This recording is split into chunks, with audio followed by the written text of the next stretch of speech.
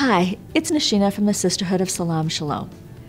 Today's video brings to life another structure that supports entering into difficult conversations through the sharing of personal narratives and experiences.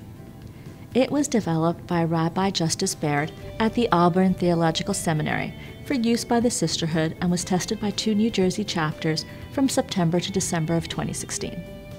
The purpose of listening and talking from the heart, personal narratives on difficult issues, is to deepen relationships among sisters by hearing their personal stories related to difficult issues. Examples include racism, terrorism, modesty and dress, same-sex marriage or homosexuality, abortion, belief in God, body image, and group identities. Am I an American first or a Jew-Muslim first? And the Israeli-Palestinian conflict. Rabbi Baird developed this process for the Sisterhood chapters that have built strong relationships marked by trust and respect.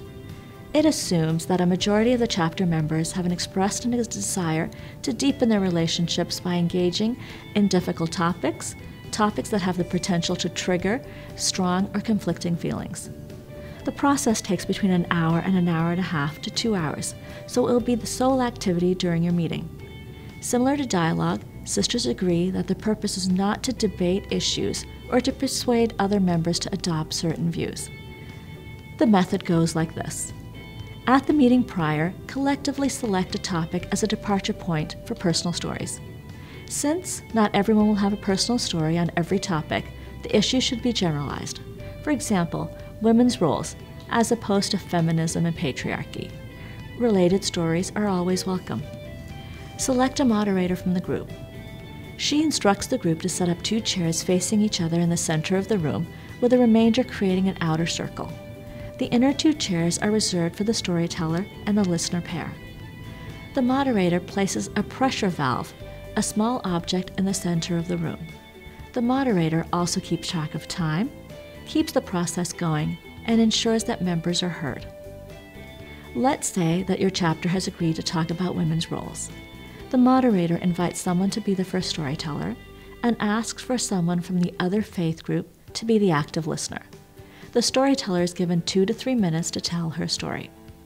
How has she experienced her role as a woman in her faith tradition and in her community? Again, the focus is on her personal experience and not on her thoughts about patriarchy or how her religion views women. At the conclusion of her story, the active listener gives a brief summary of the speaker's experience and then completes the sentence. Given what I've heard, I imagine you might have felt blank, completing the sentence with a short list of feelings or emotions. The storyteller then lets her listener know if she accurately captured her feelings. The moderator invites up to 3 members of the group to share a moment in the story that they connected with most. I connected most with the part in your story when, or because. These validating responses should be focused on connecting with the story and not on making a point or counterpoint.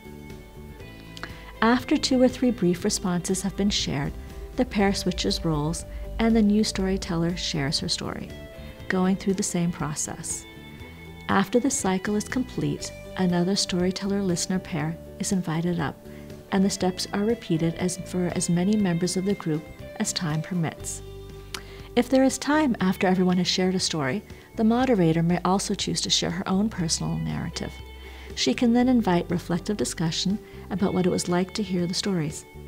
If not everyone was able to participate, the moderator can ask the group if they would like to stay later or continue the process at the next group meeting.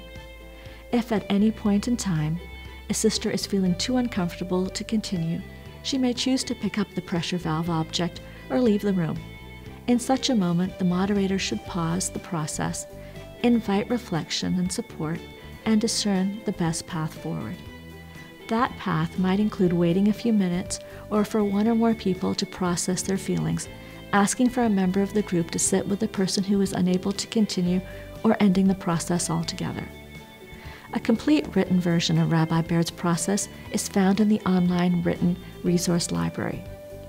Thank you for being a part of the Sisterhood.